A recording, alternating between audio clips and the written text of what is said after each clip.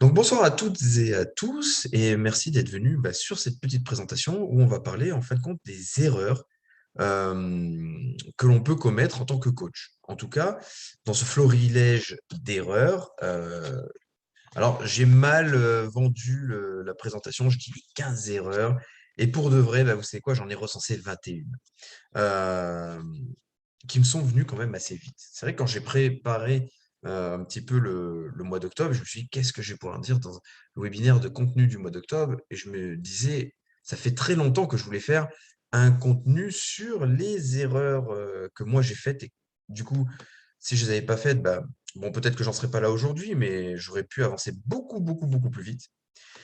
Et ça fait très longtemps que je veux faire ce contenu-là. Et je me suis dit, tiens, allez, c'est le mois d'octobre 2021. Tiens, je vais lancer ce contenu-là. Et en fin de compte, en marquant les erreurs, je m'aperçois, waouh, j'en ai vite. Je m'étais dit au début, tiens, je dois en avoir au moins une dizaine quand j'y pensais, hein.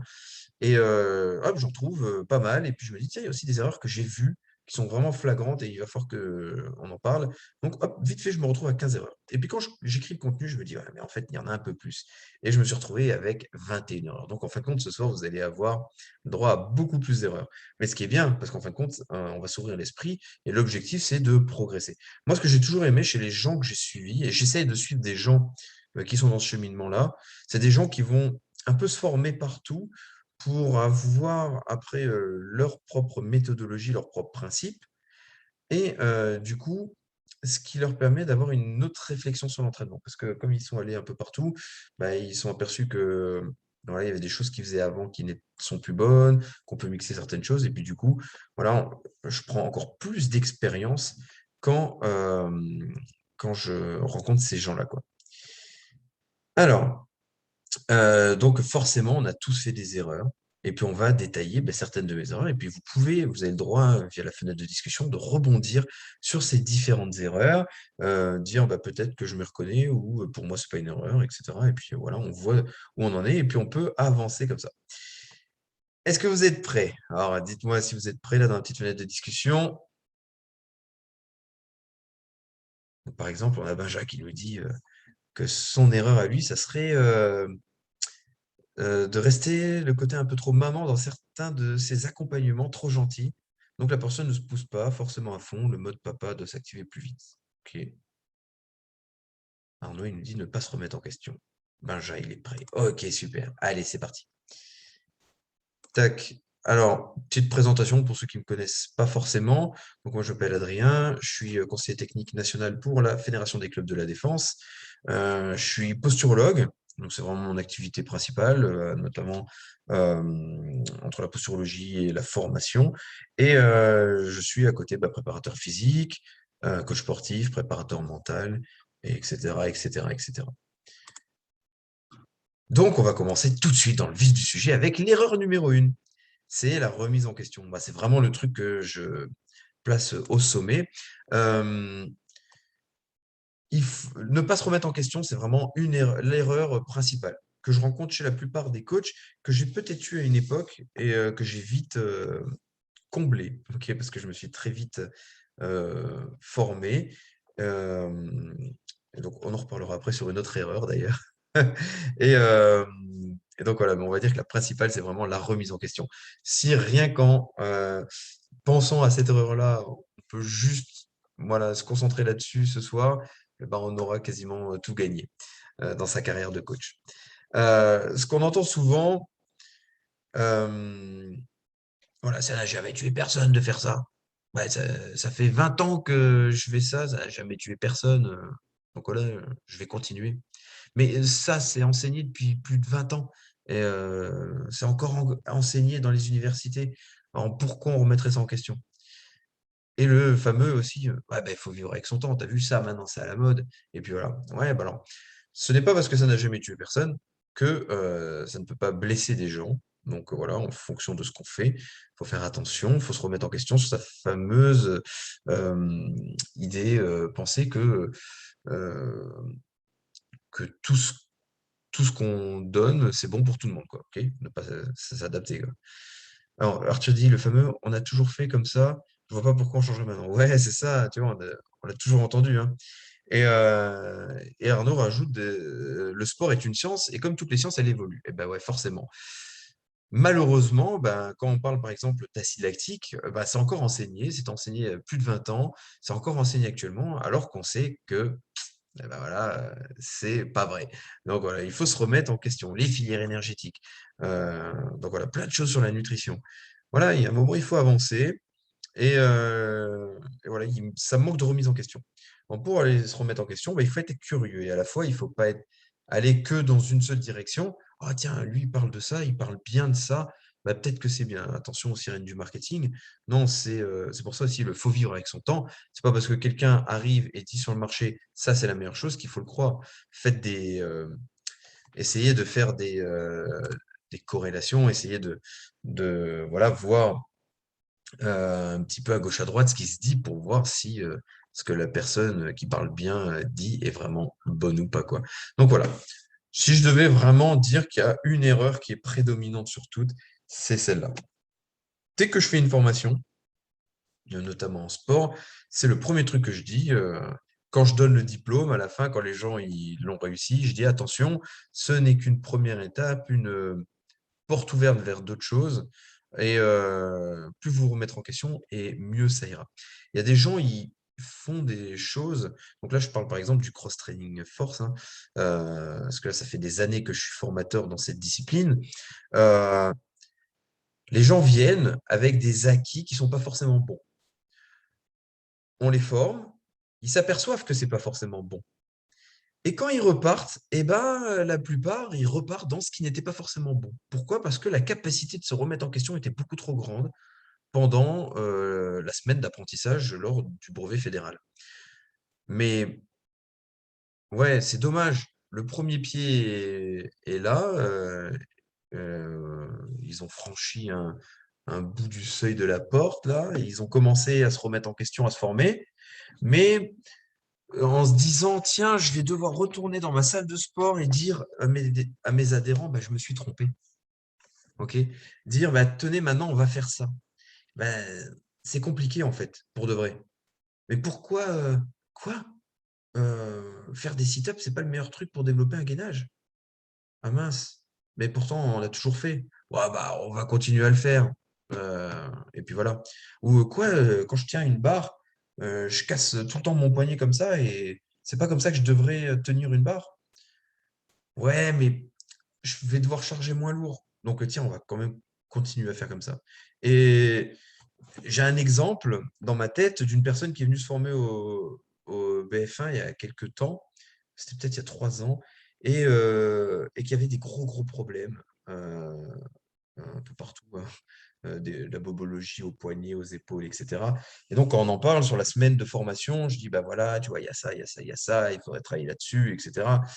Et, euh, et 3 ans plus tard, la personne met sur Instagram, ben voilà, je suis complètement cassé là et là.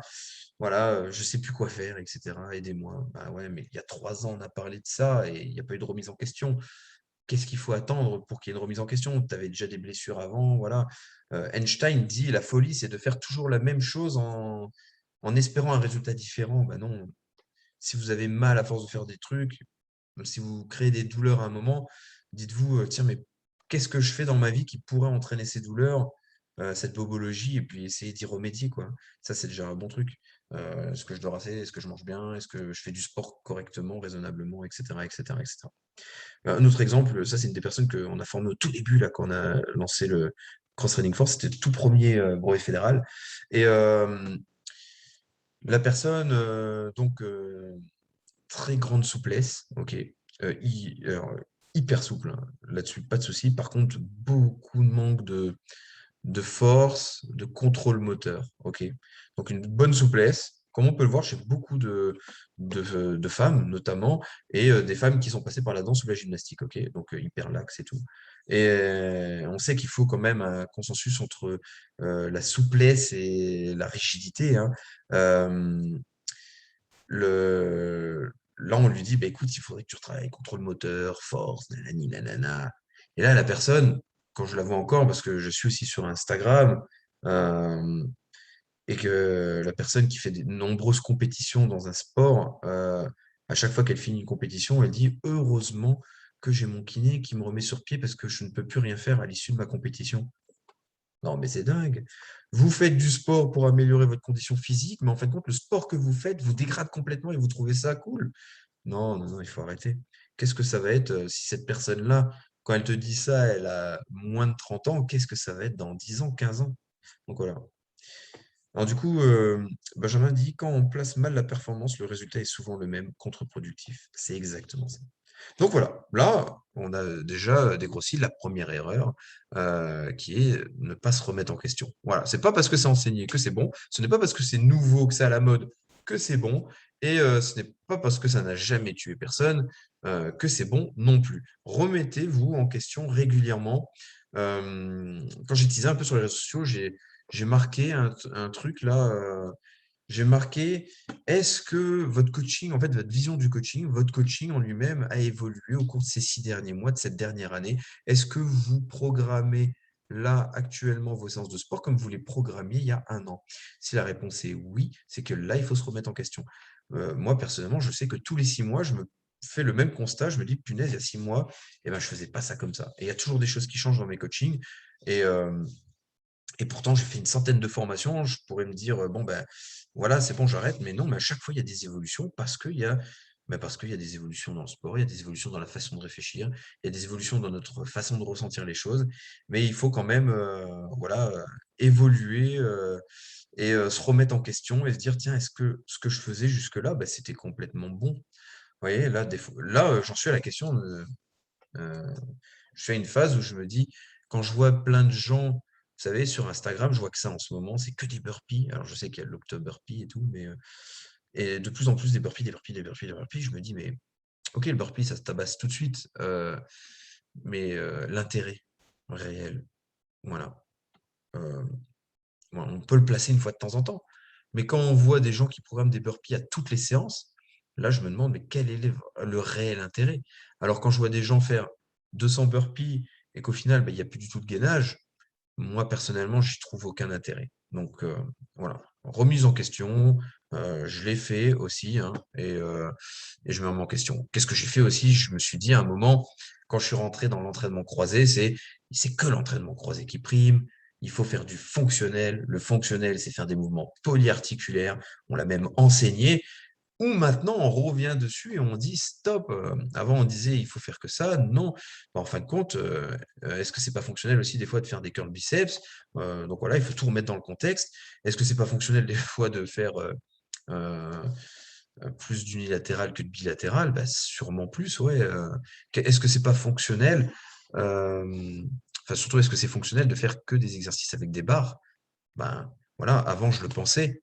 Il y a 10 ans en arrière, pour moi, être fonctionnel, c'était faire des exercices avec des barres, etc., etc., du travail bipodal.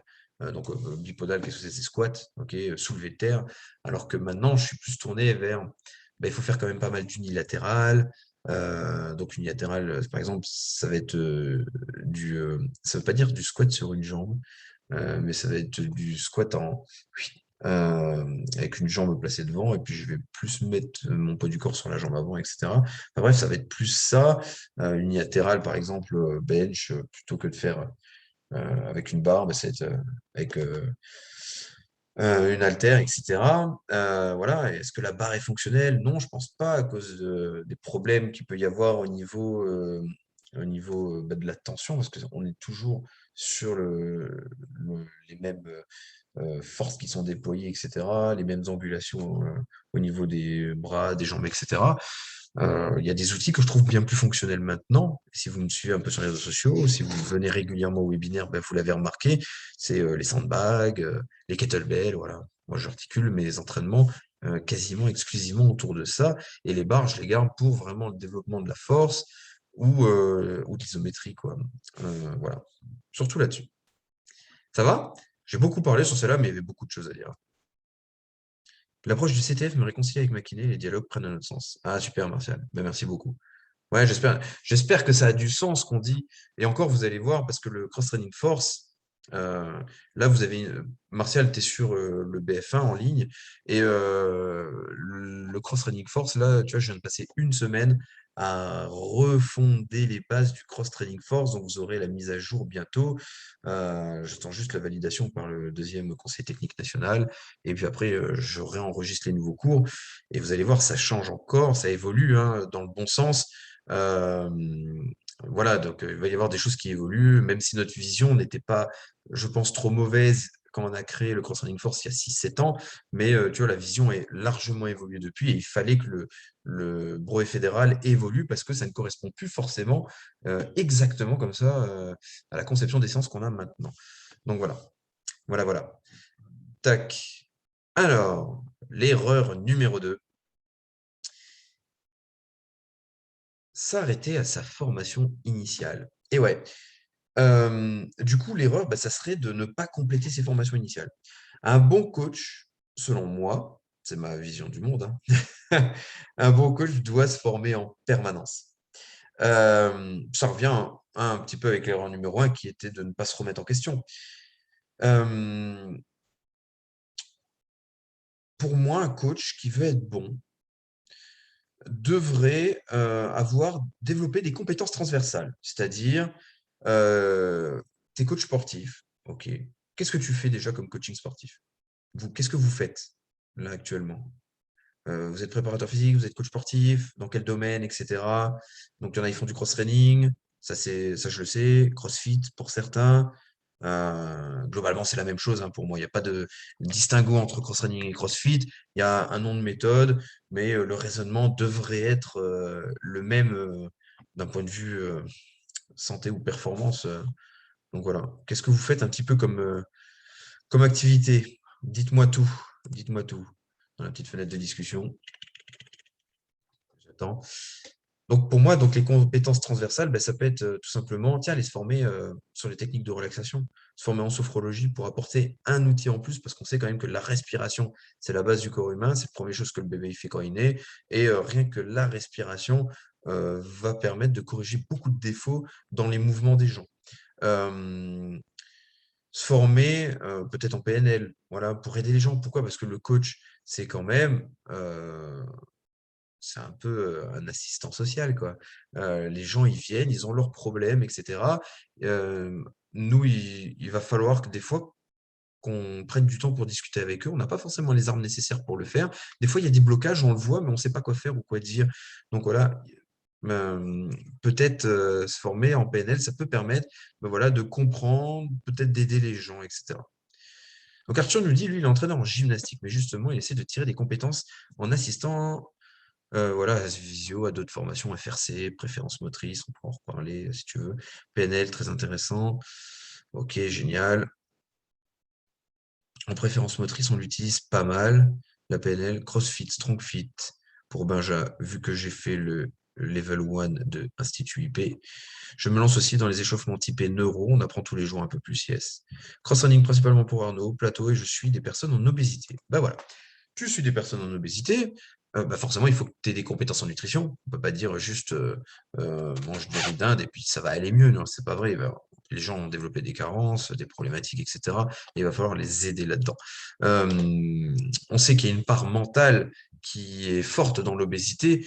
Et encore, quand on regarde sur l'approche systémique, quand on regarde la systémie de la prise de poids, on sait qu'il peut y avoir des problématiques liées à l'enfance, etc. Un père père absent ou un père trop présent. Et donc, du coup, ben voilà, il va falloir se former donc, sur la nutrition, sur l'approche systémique. On sait que, par exemple, quand on parle de, parce que c'est vraiment à la mode, la neurologie fonctionnelle, les réflexes archaïques, etc., on sait qu'il y a certains réflexes archaïques qui sont encore présents chez les personnes qui sont en fort poids et qui peuvent être une des raisons de leur problématique. Donc, il faut aller le traiter aussi là-dessus.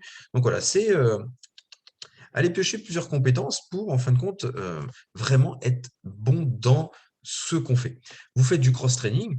Moi, les gens, quand ils sortent de la formation BF1, je leur dis, OK, ben, on a vu les bases des angles de suspension, les bases du poids du corps, les bases du kettlebell, les bases de la force, des bases d'haltérophilie. Mais je leur dis, mais maintenant, si vous voulez être bon dans ces méthodes-là, il faut aller s'entraîner dans ces méthodes-là. Il faut aller se former dans ces méthodes-là encore plus loin.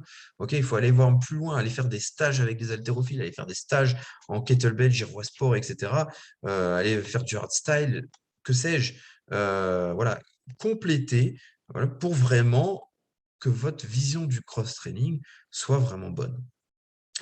Alors, désolé, je bois, j'ai chaud, je parle beaucoup, alors du coup, il va falloir que je bois un petit peu.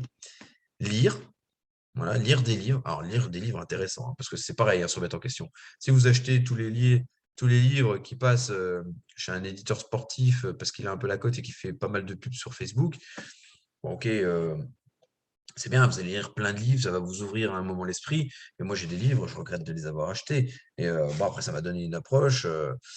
J'ai une certaine méthode, une méthode verte. On est tous passés par là à une époque, hein. Moi, je l'ai acheté en 2005 ou un truc comme ça, là, cette méthode verte. Et en fin de compte, il n'y a rien de logique dedans. En tout cas, dans la première version que j'ai lue, hein. A priori, ça se serait amélioré par la suite, mais j'étais pas assez sadique pour aller l'acheter, la suite. J'avais acheté la méthode de nutrition qui allait avec. C'était un livre jaune, celui-là. Ouais, c'est n'importe quoi, manger du 4 quarts pour prendre de la masse. On est vraiment au summum de la bêtise. Et quand on va dans les livres de nutrition, moi j'aime bien regarder quand il y a des nouvelles méthodes de nutrition qui sortent. Je vais voir les livres là, vous savez, chez Cultura, à la Fnac ou peu importe, hein. Je suis pas allé à la Fnac et resté 4 heures à la Fnac, tellement il y a de rayons que j'adore. Donc je regarde un petit peu de tout. Et quand je vois les derniers trucs de nutrition, je me dis waouh, les carences de ouf. Là en ce moment, c'est quoi les méthodes de nutrition qui sont vraiment à la mode? C'est il y a plus de glucides, ou alors plus de graisse, non, n'importe quoi. On a besoin un peu de tout. Enfin, arrêter un moment. Voilà. Euh, il y a jeûne intermittent, voilà. Est-ce que c'est bon pour tout le monde le jeûne intermittent? Personnellement, je ne pense pas que ce soit bon pour tout le monde. Voilà, il faut pas voilà, rester figé dans un truc et voilà, il faut réfléchir, il faut s'adapter, mais c'est pour ça, il faut lire, il faut aller se former, aller faire des séminaires.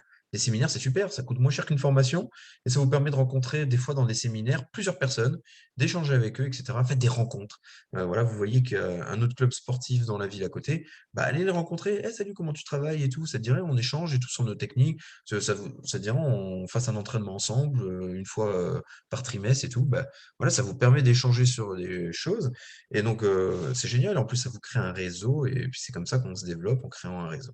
Donc voilà, très important voilà, d'aller chercher un petit peu ailleurs ce qui se fait, hein.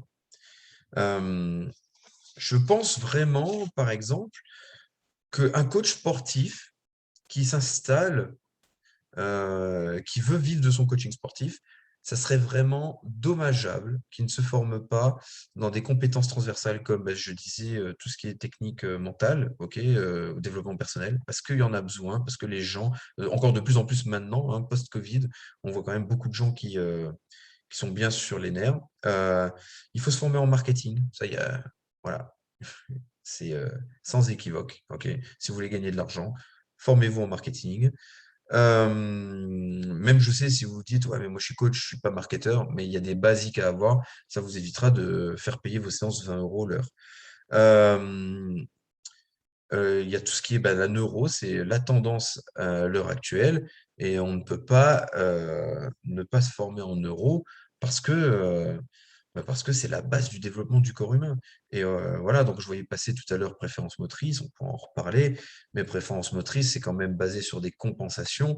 Il faut, d'abord, on reprogramme quelqu'un, et après on voit s'il reste des compensations et là-dessus, on peut encore, à la limite, mettre des choses.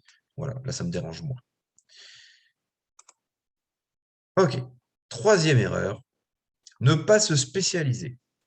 Alors, attention parce que c'est un peu l'inverse de ce que je viens de dire. Alors, il faut se former sur plusieurs choses, OK. Par contre, il ne faut pas se former en tout et ça a été une de mes plus grosses erreurs. Une de mes plus grosses erreurs, c'était de vouloir tout faire. Alors, je suis formé en sport, pour ceux qui me connaissent un peu, hein, je ne sais pas combien j'ai de diplômes en sport, mais j'en ai beaucoup, j'ai tout fait. StrongFit, OPEX, pilates, cross training, muscu, haltéro, force athlétique, sport de combat. etc., etc. Après, j'ai fait la préparation mentale, sophrologie, PNL, EFT, les mouvements oculaires, gestion du stress, gestion de crise. Enfin, bref, j'ai fait vraiment beaucoup, beaucoup de choses. Euh, donc voilà, ça m'a apporté beaucoup de choses. Et puis encore par la suite, enfin, en parallèle, il y a la posturo, la neurologie fonctionnelle, les réflexes archaïques, etc., etc., etc. Pendant très très longtemps, j'avais un site internet où je mettais, ah ben voilà, je fais un peu de tout, etc. Il y a des gens qui me contactaient en me disant, ah ben ça m'intéresse parce que je vois que vous êtes formé dans plein de domaines. Bon, ben c'est cool. Mais il y en a d'autres qui disaient, oh, mais qu'est-ce que vous proposez en fait? Et on ne comprend pas. Et il y en avait quand même pas mal qui me disaient, après, même quand j'ai rencontré, ouais, bah, moi, j'ai pas compris du coup ce que vous proposez. Ben ouais, parce que il y avait trop de choses. Les gens, après, ils doivent faire le ménage au milieu de tout ça. Donc voilà, l'idée, c'est quand même d'aller se spécialiser. Vous travaillez dans un domaine, spécialisez-vous dans ce domaine. Et pourquoi? Parce que quand on devient spécialiste, bah, on est vraiment bon. Alors que quand on fait un peu de tout, bah, des fois, à trop vouloir tout faire, on fait pas grand-chose. Donc voilà, par exemple, moi, je me suis vachement recentré sur la posturologie, la neurologie fonctionnelle, etc. Et bon, forcément, bah, je fais de la prépa physique à côté, je fais du cross-training. Donc forcément, voilà, j'ai gardé ces deux domaines-là. Mais bah, j'enseigne beaucoup moins la boxe, même si j'enseigne encore un peu le sport de combat, mais c'est plus vraiment une spécialité. J'ai vachement lâché du lest dessus. Tout ce qui est dans la sphère mentale, je ne traite jamais. Donc, quand les gens viennent me voir et me disent ça va pas, et ben, oui, je, je renvoie les gens vers des spécialistes qui sont formés là-dedans, qui ont fait plusieurs formations aussi là-dedans, etc., et qui sont très très compétents. Et voilà. Et en fin de compte, ça a plus de sens pour moi déjà, et puis pour les gens. Les gens maintenant, ils viennent sur mon site internet, broup, ils tapent fightform57.com là, et ils tombent, et voilà. Adrien Chartier, qu'est-ce qu'il fait? Il fait de la posturologie, de la neurologie fonctionnelle, des réflexes archaïques. Donc, il rééquilibre la posture. Point. Donc voilà. Donc voilà, ça, vouloir trop en faire et vouloir tout faire, c'est jamais bon. Il faut se spécialiser. Alors, on peut se former dans plusieurs domaines, mais par contre, ces domaines vont servir à une spécialité. Par exemple, Adrien Chartier fait de la reprogrammation neuroposturale. Ce qu'il a vu dans certaines méthodologies, par exemple renforcement musculaire, ben, vont l'aider dans le cadre de la reprogrammation neuroposturale, parce qu'à un moment, ben, il va falloir remettre le corps en mouvement, le remuscler, etc. Donc voilà, là, on va mettre une branche prépa physique. À un moment, la personne, ben, on sait qu'une des grosses causes une des grosses causes de problèmes de posture, c'est le stress ou des réflexes liés à la peur qui sont encore présents. Donc, qu'est-ce que je fais? Bah, ok, bah, tiens, je vais vous donner des séances que j'ai déjà préenregistrées de relaxation à faire tous les soirs. Et en parallèle, vous allez chez un hypnothérapeute et en parallèle, vous faites vos exercices liés à cette chose-là. Et donc, voilà, ça permet de savoir de quoi je parle, euh, d'avoir une approche holistique dans ce que je fais, mais en même temps, moi, je garde mon fil conducteur qui est corriger son problème de posture. C'est pour ça que la personne est venue me voir. Si maintenant je fais du sport, eh ben, quand je fais du sport, je fais du cross-training ou peu importe ce que vous faites comme activité, vous avez un groupe. OK. Et ben, le groupe, il y a ça. Je vois des erreurs dans les squats, mais je sais les rediriger parce que je me suis formé dans certains domaines. Donc tiens, là, tu devrais peut-être plutôt aller voir, un ostéopathe, toi, un posturologue, toi, tu devrais aller voir ça. Et ah, ça va vraiment pas dans ta tête, bah, va voir un hypnothérapeute, et cetera. Mais en attendant, bah, vous pouvez dire: «Mais tiens, par exemple, pour pallier, à ton problème, là, sur l'instant, qui sont tes genoux qui rentrent en squat, tiens, on va faire comme ça. Ça va pas trop, tiens, on va faire des séances de relaxation et puis ça va faire du bien au groupe et les gens, ils vont être un peu mieux quand même dans leur tête. Donc voilà, ça vous permet quand même voilà, de faire un petit peu de tout, mais de rester quand même spécialiste de votre domaine et pas, et pas lui dire, bon, écoute, demain, 9 h, je t'ai calé une séance d'hypnose pour toi et on va faire de l'hypnose, c'est parti. Et voilà. Donc voilà, non, la personne qui est venue vous voir est venue pour un coaching sportif. Restez dans votre truc, hyper spécialisez-vous là-dedans, soyez vraiment bon dans ce que vous faites. Vous êtes coach sportif, vous utilisez les kettlebells, formez-vous au taquet en kettlebell. Vous êtes bon vous voulez faire de la barre, formez-vous en barre. Il y en a beaucoup qui aiment rajouter de la boxe. Ça devient vraiment à la mode aussi, ça, rajouter, vous savez, un peu de boxe à la fin de la séance de coaching, surtout quand on fait du one-to-one. Et on voit des choses, mais c'est ignoble, tellement c'est dégueulasse. Moi, en tout cas, en tant que boxeur, ça me fait mal aux yeux. Et non, ben, voilà, tu veux proposer un peu de boxe dans tes séances. Tu veux pas devenir boxeur, champion du monde. Ok, ben, forme-toi quand même, va faire un module de spécialisation sur la boxe pour au moins voir ce que c'est, quoi. Ou va t'entraîner en boxe un peu pour voir vraiment comment on fait pour éviter que les gens ils fassent des trucs dégueulasses, quoi. Donc voilà, ça c'était l'erreur numéro 3. Est-ce que vous me suivez toujours? Parce qu'on passe à l'erreur numéro 4. Ça aussi, euh, c'était une grosse erreur. Écouter plus que s'écouter. Je vais vous expliquer mon erreur. C'est pendant longtemps, bah, j'ai été coach. Enfin, je suis toujours coach d'ailleurs. Et ce que je fais, c'est que tous les ans, au sein de mes élèves, je fais un espèce de sondage. C'est un sondage anonyme. Pourquoi? Parce que je veux un maximum de réponses claires et voilà, que les gens ils disent leur fond de leur pensée. Souvent, quand voilà, la nature est comme ça, hein, souvent les gens ont du mal à dire leur pensée, donc je me dis de manière anonyme, ça va passer. Et donc, je leur demande de manière anonyme bah, comment vous trouvez les séances, qu'est-ce que vous aimeriez échanger, etc., etc. Et souvent, les gens ils me réclamaient tout le temps des changements sur certains points, etc., qui n'étaient pas trop en accord, en adéquation avec mes valeurs de coach sportif.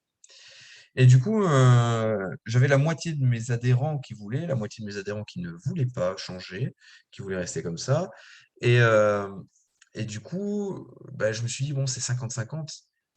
euh, je vais quand même essayer de faire plaisir à mes adhérents qui veulent ces changements, même s'ils ne sont pas en adéquation avec mes valeurs. Et en fin de compte, vite fait, je me suis aperçu, c'était tellement pas en adéquation avec mes valeurs que je commençais à avoir un dégoût du sport et que ces gens-là me poussaient à me dégoûter de mon activité de coach. Donc, voilà, à un moment, je me suis dit, stop, c'est fini.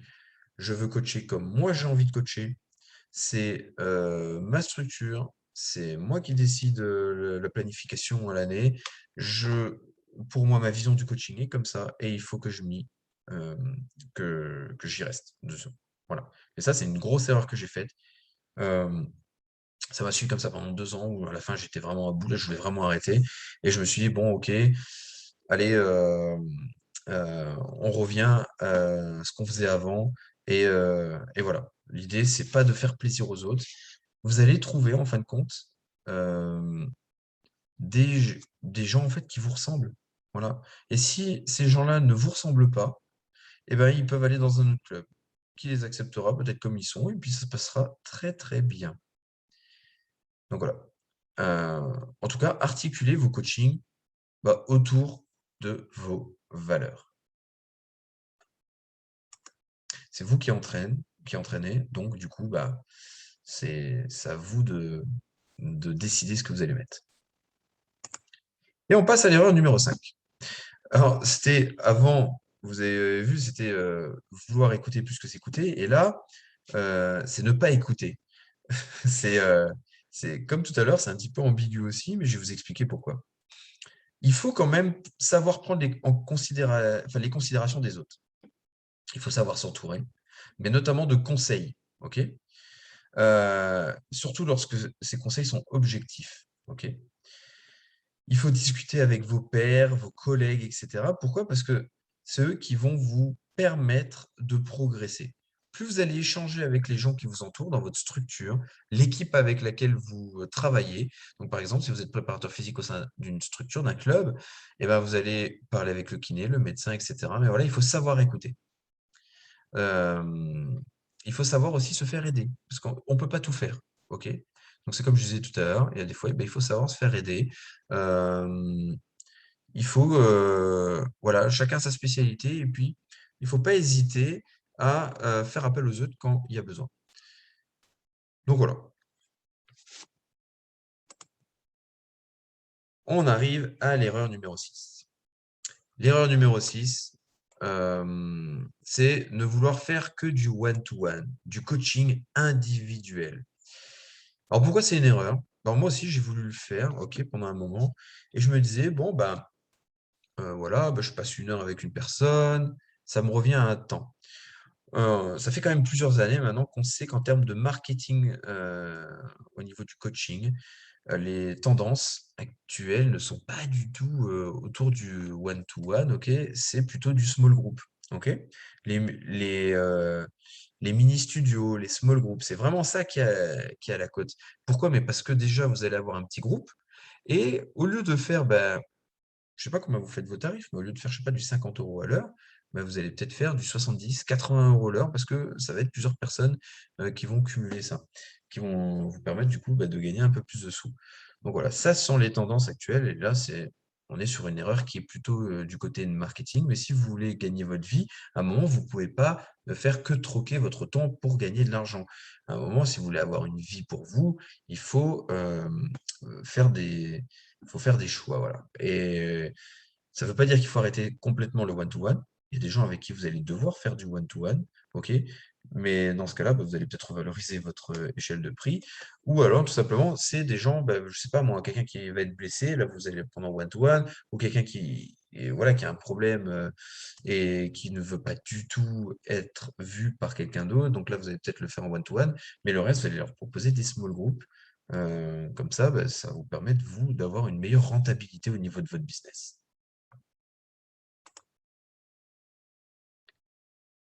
L'erreur numéro 7.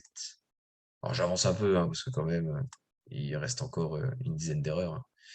Ne pas s'adapter. Pensez en fin de compte que tout le monde peut faire la même chose. Et non. Le propre du coach, c'est quoi, normalement? Une des qualités fondamentales du coach, c'est savoir s'adapter.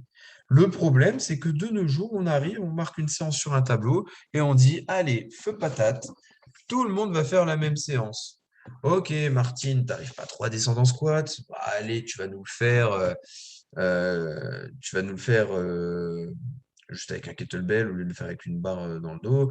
Et même si tu descends pas trop, bon, c'est pas grave parce que finalement, hem, tu as pas de poids, tu vois?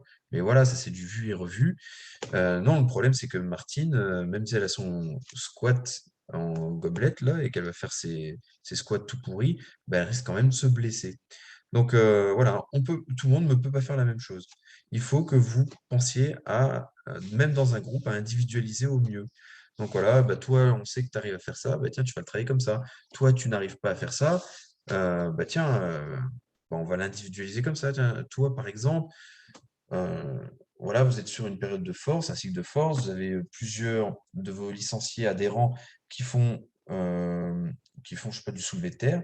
Vous voyez, il y en a qui galèrent dans certaines positions du soulevé de terre, tu vas leur dire: Tiens, toi, au lieu de faire un tempo d'exécution de 3 secondes de descente et remonter en 1 seconde, peut-être que tu vas faire une phase isométrique dans la portion au niveau de la portion, de ton squat, de ton soulevé de terre qui est pas bonne».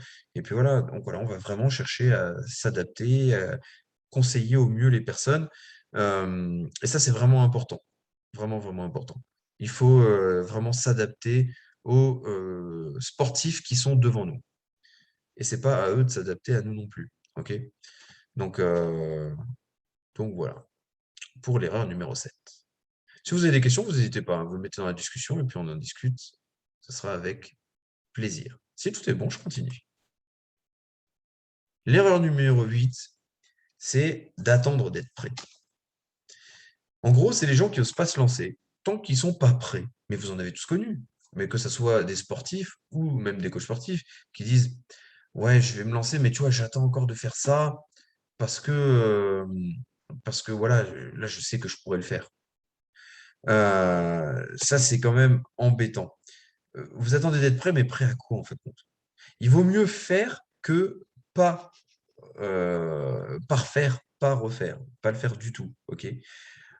Le problème, c'est qu'il y en a beaucoup qui se lancent sans compétences, OK? Hem, Beaucoup de gens qui ont même pas de diplôme de coach et qui se lancent dans le coaching, OK? Et qui arrivent quand même à faire, du taf pas trop mal. Alors vous, imaginez si tous les points qu'on voit ce soir ici là, vous les mettez en application, imaginez la force que vous aurez par rapport à eux. Vous serez forcément mieux. Hem, ouais, quand par exemple, vous faites une formation de cross-training. On vous apprend plein, plein, plein de notions. En Cross-Running Force, on vous apprend des notions de prépa mentale, de prépa physique, de la programmation sportive, de la technique, de l'adaptabilité, de la progressivité et même de la neurologie fonctionnelle. Et bah, forcément, en vous apprenant tout ça, bah, vous allez être pas mal, OK? Donc il y a pas besoin d'attendre encore de faire autre chose, puis encore autre chose, puis encore autre chose pour se lancer dans l'aventure. Si à un moment vous vous lancez pas, il ne se passera rien et il faut y aller tout de suite, OK? Il faut pas se laisser, bah, voilà, procrastiner, se donner des excuses et cetera et cetera. Et Arnaud dit: «De toute façon, on ne sera jamais prêt, il y a tellement à apprendre». Mais c'est ça, c'est ça. Moi, le syndrome de l'imposteur, je l'ai tous les jours. Tous les jours, je me dis: «Ouais, alors, aujourd'hui, je vais faire un webinaire sur, tel sujet, bah, je me sens pas à ma place». Et pourtant, j'ai fait beaucoup de formations dans ces domaines-là et je me dis: Ouais, mais il y en a qui connaissent mieux que moi». Parce que je sais qu'il y en a qui connaissent mieux que moi, parce que moi, je les suis, je me forme avec eux et cetera. Mais peut-être que je peux apporter quand même quelque chose à des gens. C'est sûr qu'il y a des gens qui sont meilleurs que moi en entraînement dans l'entraînement croisé, mais je pense que je peux quand même apporter des choses, aux gens, voilà. Donc là-dessus, voilà, c'est cool. Donc voilà, tiens, je vais me lancer. Voilà, il faut se lancer. C'est, ou alors on se dit qu'on est déjà prêt maintenant à apprendre chaque jour. Ouais, c'est pas mal. Parce qu'au final, bah, comme ça, tu te dis, tiens, allez, c'est parti. Et chaque jour, ben, je continue à me remettre en question et je continue à apprendre. Et là, c'est plutôt cool. Il y a une phrase de Zig Ziglar que j'adore, c'est: ce n'est pas ton aptitude, mais ton attitude qui détermine ton altitude. En fait, tout est fonction de mindset. Mon état d'esprit, ma façon de penser va me permettre d'avancer. Ça, c'était la petite erreur numéro 8. L'erreur numéro 9, on revient un petit peu sur du marketing. J'ai un peu mélangé comme ça, hein. Comme ça, on voit un petit peu tout entre coaching, marketing et tout. Euh, Bah, l'erreur numéro 9, c'est penser qu'on doit afficher des tarifs bon marché, des tarifs promotionnels à tout va. Réduction spéciale fête des mères, réduction spéciale fête des pères, fête des sœurs, fête des cousins, faire des offres groupées. Le problème, c'est que quand vous faites ça, bah, on risque de s'y perdre en tarif et de plus forcément bah, s'y retrouver dans vos offres. J'ai vu des gens, et encore, c'est marrant parce que j'ai fait ce PowerPoint-là, et je sais pas, je crois que je l'ai fait l'après-midi, le soir même, je regarde une publication sur Instagram, un mec qui propose des coachings, et je ai retrouvé exactement l'exemple que je vais vous dire. Le coach sportif, il donne son tarif à l'heure. Donc, il dit, bah, moi, une séance avec moi, c'est tant. OK? Jusque-là, c'est cool. Et c'était correct. OK? C'était un 40-45 € l'heure. Je trouve ça, ça commence à être correct. Et le mec, il propose des carnets de 10, 15, 20 séances. À la fin, le mec, il propose des tarifs de 20 € l'heure. Euh, qui arrive à manger avec 20 € l'heure? C'est votre métier, c'est votre sport, 20 € l'heure. C'est rien en coaching. Une fois que, une fois que l'administration va vous être passé dessus, là, vous allez avoir combien? Voilà, c'est pas viable. Donc, voilà, évitez de faire des promotions à tout va, de proposer des tarifs dégressifs. C'est pas parce que vous proposez des promotions à tout va que les gens vont y aller. Vous pouvez proposer des promotions, mais si en plus à chaque fois, je sais pas moi, à chaque fête de quelque chose, la fête des fleurs, la fête du muguet, la fête du chien, la fête du free hug, la journée internationale du crapaud, et j'en sais rien, vous faites des promotions, ben, les gens ils vont attendre euh, qu'il y ait des promotions, quoi. Ils vont jamais prendre vos, vos prestations au tarif qu'elles mériteraient.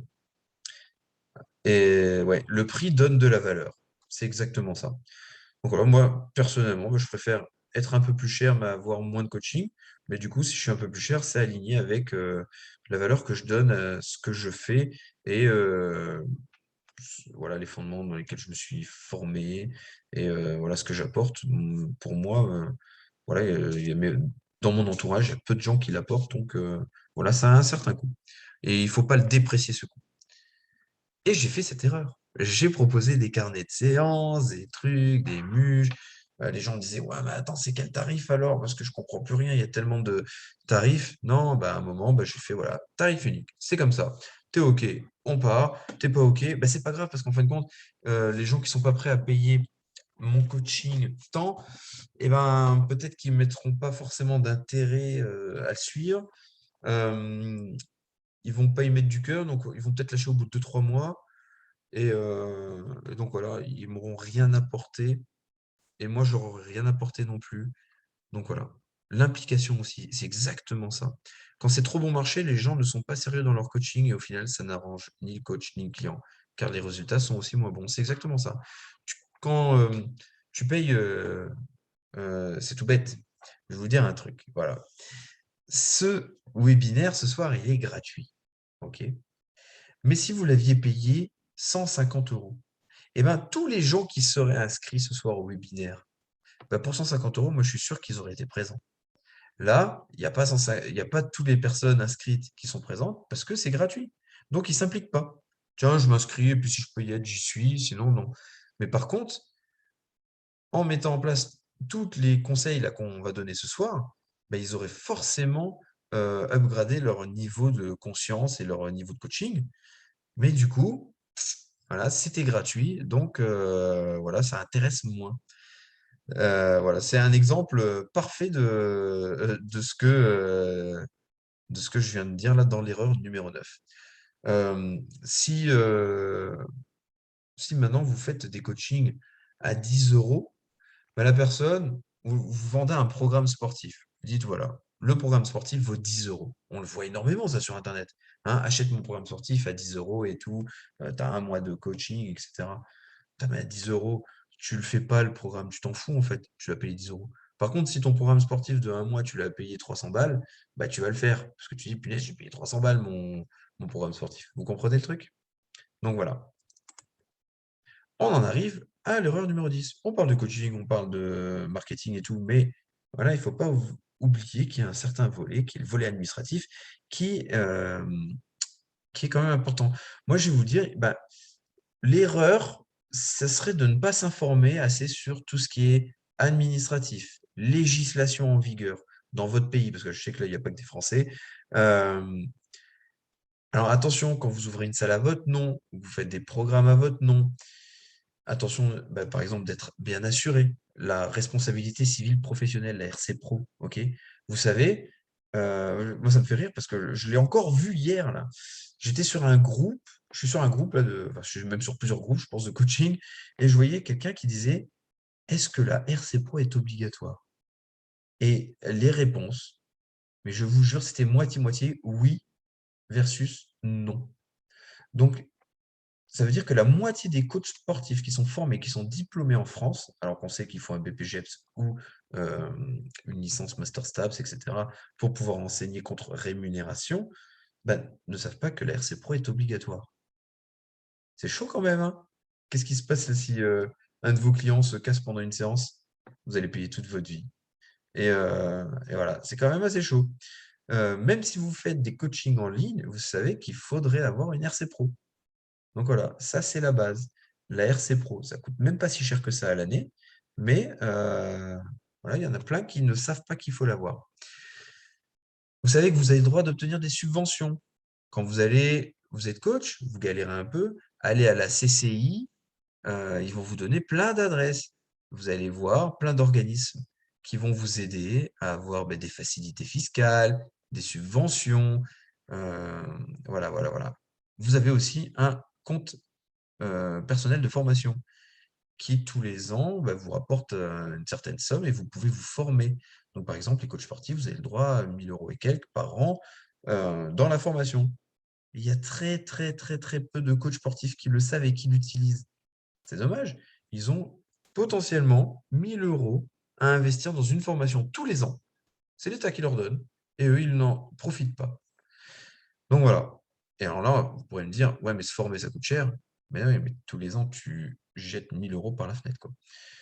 Donc voilà, c'est compliqué. Qu'est-ce qu'on peut cumuler? Je comprends pas ta question.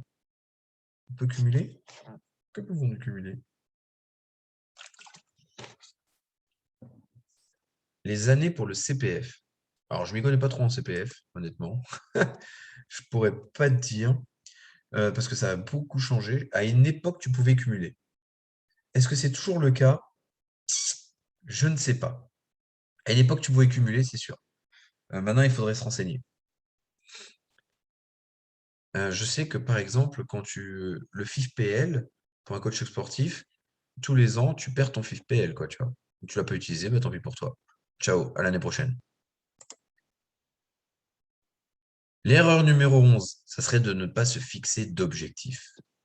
Alors que ce soit dans votre sport, dans votre business, dans ce que vous voulez apporter à vos élèves, il faut se fixer un objectif. Sans objectif, on n'avance pas. Alors, comment on définit un objectif? Bah, SMART, hein, spécifique, mesurable, atteignable, réaliste, temporel, écologique, économique.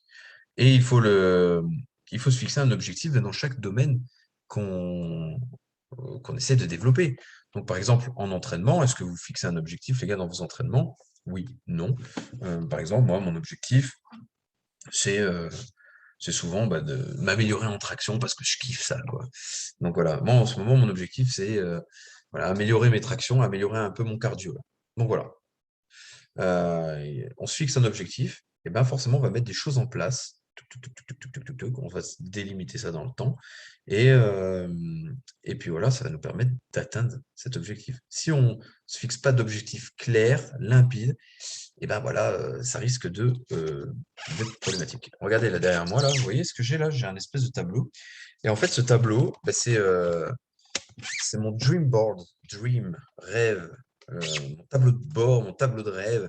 Dedans, il y a mon objectif qui est fixé. Et ça, je le fais à l'année. OK. Donc, c'est mon objectif qui est fixé avec plein de photos de ce que je vais réaliser dans mon année, euh, de ce que je réaliserai une fois que mon objectif sera atteint. Et du coup, c'est ça qui me permet bah, de me dire, OK, en plus, je suis à côté de mon bureau, donc je vois tous les jours, hein. Et, et voilà, ça me donne un cap. Je sais ce que je veux atteindre et il faut que j'atteigne. Point barre. Voilà, voilà. Fixez-vous des objectifs. Et ça marche dans l'entraînement et dans votre vie personnelle. OK. Tiens, dans ma vie personnelle, où est-ce que je serai dans 10 ans, 5 ans, 1 an? OK. Donc voilà, à long terme, je veux me retrouver là. OK, à court terme, il faut que je fasse ça. OK, dans 1 an, mon objectif, c'est, je sais pas moi, d'avoir, je sais pas combien vous avez d'élèves, et d'avoir 150 élèves. Et ben voilà, je fixe mon objectif. Aujourd'hui, j'en ai 50. L'année prochaine, il faut que j'en ai 150. Tiens, je vais mettre en place des small groups, des ateliers. Je vais faire de la com, etc., etc. Donc, -1, je commence par de la com. -2, je commence par la mise en place des ateliers. Euh, bref, voilà. Vous m'avez compris. Ça va vous permettre de mettre des petites étapes, de les réaliser. Et puis, c'est plutôt cool. Je vais vous montrer un autre truc toc, toc, toc, toc, toc, que j'ai toujours avec moi, à côté de moi. C'est mon agenda. Il est là, mon agenda. Tac, on est à la semaine là. Ça, c'est mon agenda sur la semaine. C'est tout ce que je dois réaliser chaque jour. Et vous voyez, je mets le jour là. Alors là, il n'y avait rien le lundi parce que j'étais en formation, ok. Mais là, je devais réaliser ça. J'ai barré parce que c'est fait. Je devais réaliser ça. J'ai barré parce que c'est fait. Et ainsi de suite. Et les trucs que j'ai pas fait, boum, je reporte le lendemain. Et voilà, c'est comme ça. Mais là, au moins, j'avance. Ok, je regarde mon agenda. Aujourd'hui, il faut que je fasse ça. C'est parti. Et donc voilà, je réalise mes trucs. Pour revenir là-dessus, est-ce que vous vous fixez des objectifs? Quels sont vos objectifs? Voilà. Si maintenant je vous dis dans 5 ans, où vous vous voyez? Qu'est-ce que vous voyez faire dans 5 ans? Dites-moi ça. Je suis curieux, hein, mais ça m'intéresse parce que j'aime m'intéresser aux gens et, et j'aime pouvoir bah, le fait d'aider les gens ou voilà, ou même de partager. Parce qu'en fin de compte, là, quand je vous pose des questions, c'est tout simplement pour partager, essayer de voir bah, les stratégies que vous allez mettre en place. Ça va peut-être m'aider pour les miennes. Je conseille Trello aussi pour l'organisation de ces petites tâches objectifs. Génial, je connais pas. Et ben tu vois, on a bien fait de discuter ensemble. Je marque ça ici. Trello, je vais le marquer dans mon agenda parce que comme ça, je suis sûr que je vais le faire. Tu vois. Toc, toc, toc. Demain, nouvelle semaine. Trello. Je le mets tout de suite au début, tu vois. Trello. Ok, super, merci Arthur. Devenir plus compétent. Ben ça, tu vois, eh ben, c'est pas un objectif. Pourquoi? Parce que compétent, ben, c'est flou. Compétent par rapport à quoi? Par rapport à qui? Qu'est-ce que ça veut dire compétent? Comment on le définit? Par rapport à quel niveau, tu vois? C'est compliqué de dire devenir compétent. Parce que je vais te raconter ma life. Il y a quelques années, je vais faire un séminaire de 2 jours c'est un séminaire sur la posturologie et la préparation physique de haut niveau. Et je me dis, bon, ben, ça va être un petit peu le summum, tu vois, l'accomplissement de ce que je fais dans le rééquilibrage déjà fonctionnel, parce que je m'étais formé dans plein de trucs et je me dis, bah, après, voilà, c'est fini pour moi. Et en fin de compte, quand j'ai fait cette formation, bah, je suis ressorti de cette formation, j'étais déjà inscrit dans 3 formations, ok, posturologie, rééquilibrage, Institut IP, hein, en neurologie fonctionnelle et en réflexe archaïque. Parce qu'en fin de compte, je me suis aperçu, waouh, j'ai découvert de nouveau quelque chose en plus. Je suis allé me former en neurologie fonctionnelle, j'ai appris que il y avait encore des boîtes encore meilleures et tout. Je suis allé me former là-dedans. Mais parce qu'en fin de compte, il y a toujours plus compétent que ce qu'on vise, tu vois. Donc, être compétent, c'est pas un objectif. En plus, c'est pas délimité dans le temps. Et, euh, et du coup, voilà, c'est un peu flou, tu vois. Mais après, je comprends l'essence du truc. Mais il faudrait le reformuler, tu vois, ton objectif. Ensuite, spécialisation dans la lutte contre l'anxiété et la dépression. Ah, nos chemins se croiseront, tu le sais bien. Aider les gens à aller mieux dans leur vie, travail, mindset et physique. Ok, génial. Mais à partir de quand? Tu vois? C'est dans combien de temps tu auras réalisé ça? Donc voilà. Ça sera du coup un objectif vraiment smart. Donc voilà, c'est atteignable, on comprend ce que c'est. Tu veux te spécialiser dans la lutte contre l'anxiété. Et encore, on pourrait être plus précis, hein. À partir de quand on est spécialisé dedans? Coach Mika, vivre uniquement du coaching. Ok. Si tu es le Mika que je crois, et je pense que tu es le Mika que je crois, ça fait longtemps que tu veux atteindre cet objectif. Mais pourquoi tu ne l'as pas encore atteint? Quelle est la chose qui te bloque pour l'atteindre? Et quel est le plus petit pas qui te permettra de l'atteindre? Ok. Définis ton objectif clairement. Donc voilà, le SMART. Vous retrouvez après des exemples, hein, de SMART sur Internet, ou alors vous me demandez à l'issue de ce webinaire, on en reparlera. On peut même définir ensemble un objectif, hein, moi ça ne me dérange pas, on peut en parler. Et vivre du coaching, mais à partir de quand, etc. Fixez-vous des dates. Ok. Donc voilà, fixez-vous des dates. Parce que si vous vous dites je veux vivre du coaching, bah dans 10 ans, vous serez au même endroit et vous direz je veux vivre du coaching. Ah ouais, j'ai fait un peu mieux qu'avant, mais je ne vis pas encore que du coaching parce que j'ai encore un boulot à côté et tout, et tout, et tout, et tout. Non, une date. Je suis précis. Rétro-planning, comme une prépa physique, hein. Rétro-planning. Et là, je fixe des échéances et il faut que j'ai réalisé ça à tel moment, à tel moment, à tel moment. Et tous les jours, je charbonne. Je prends mes 2 grammes de bonheur actuel, enfin mes 2 grammes de douleur actuelle. Ça veut dire je vais travailler, je vais charbonner dur pour arriver à 2 tonnes de bonheur plus tard. C'est j'ai accompli mon objectif, je vis de ma passion. Ensuite, aller plus loin dans la formation FRS, passer FRA en 2022, c'est bien le FRS. Engager les démarches pour un master recherche, début 2022 pour entrer en septembre 2022. Génial. Là, il y a de l'objectif. Ok, je suis d'accord. Ensuite, aider les autres à gagner en confiance par le sport. Ok, super. Mais c'est très flou, tu vois. C'est à la fois toi ton objectif, mais c'est flou. Il est clairement pas posé. Par quel moyen? Par quel biais? En faisant quoi? En mettant quoi en place? Tu vois? Voilà. Être plus précis. À partir de quand tu te sens compétent? Je me dis ça aussi, mais quand on y pense, ça peut être dans longtemps. Bah ouais, ouais, ouais. Ça peut être jamais, en fait, de se retrouver compétent. Rappelez-vous, plus on sait de choses, moins on a l'impression d'en savoir. Euh, donc voilà, ces petits complexes, etc., hein, euh, ils seront toujours présents. Donc jamais vous vous sentirez pleinement compétent. En tout cas, si vous savez la capacité de vous remettre en question. Donc là, ado en surpoids, trouble psy, senior, se remet en sport. Ok, là c'est déjà plus précis. Donc maintenant, comment je vais faire pour les faire démarcher? Dans quoi je vais me former? Trouble psy, ça veut dire que ça fait quand même pas mal de formation derrière, hein, parce que si tu n'as pas une formation psy à la base, ça veut dire éventuellement se former dans une prat en quelque chose, tu vois, hypnose, PNL, mais aller comprendre aussi les troubles comportements cognitifs, les TCC, ça c'est 3 ans d'études. Parce que si on veut être bon, bah, autant se spécialiser, comme on le disait, dans une des erreurs précédemment vues. Et du coup, bah, voilà, ça demande quand même du temps. Donc on se dit, bah, tiens, voilà, il faut que je me forme là-dedans, et là-dedans, et là-dedans. OK. Donc voilà, je sais que dans 3, 4 ans, ça c'est atteignable et j'y serai.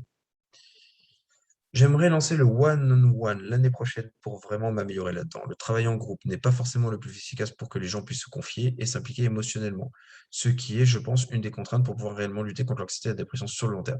Ok, on en reparlera ensemble parce que toi, tu vises l'anxiété, tu vois, Benja, et la dépression.